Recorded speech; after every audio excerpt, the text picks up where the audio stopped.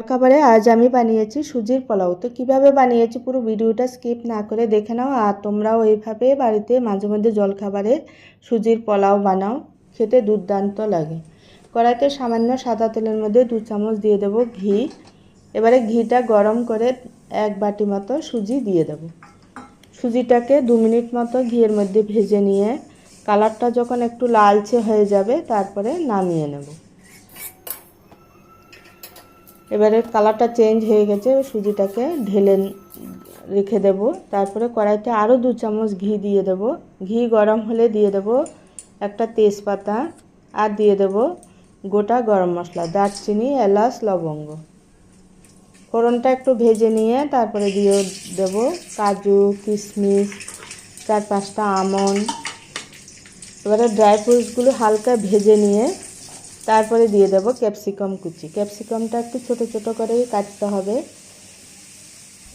সেমভাবে গাজরটাও কুচি করে নিয়েছি, গাজর কুচিটাও দিয়ে দেব।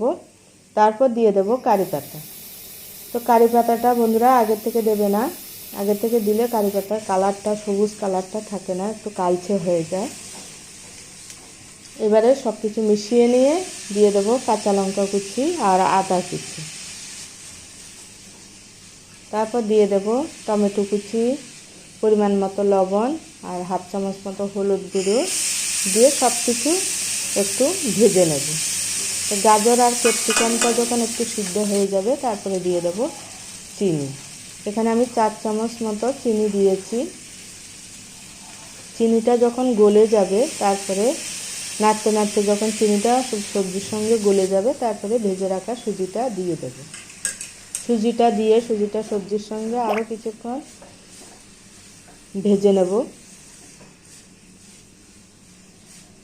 ভেজে নিয়ে তারপর দিয়ে দেব ভেজে রাখা বাদাম। এবারে আমি যে বাটির মাপে সুজি নিয়েছি সেই বাটির মাপে এখানে 1 বাটি সুজি নিয়েছি, 1 বাটি জল দেব। তার বেশি জল দেব না, বেশি জল দিলে আবার পোলাওটা ভালো হবে না। তো 2 মিনিট মতো এইভাবে জল দিয়ে মিশিয়ে রেখে দিলেই বাস জলটা শুকিয়ে যাবে।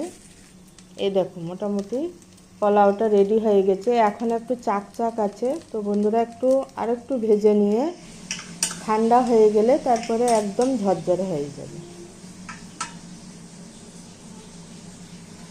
তো পোলাও আমার রেডি হয়ে গেছে। তো ভিডিওটা যদি ভালো লাগে চ্যানেলটাকে অবশ্যই সাবস্ক্রাইব করবে, লাইক করবে আর কমেন্ট করবে, বন্ধুদের সঙ্গে অবশ্যই শেয়ার করবে।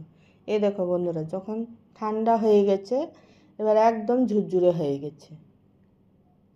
খেতে দুর্দান্ত হয়েছিল বন্ধুরা।